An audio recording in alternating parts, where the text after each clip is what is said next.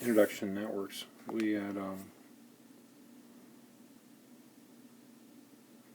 concepts, Ethernet concepts. We had the exam, modules 4 through 7, and then the students finished up their skills-based after that. In class, they did this test first.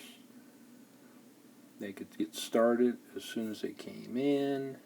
No notes. You can use a blank piece of paper. I don't think they ran into any calculations. Okay. The only thing they would open up extra tabs for were to do the packet tracer question. And that's it. That's all they did for the day. They took this exam and then finished their skills-based assessment.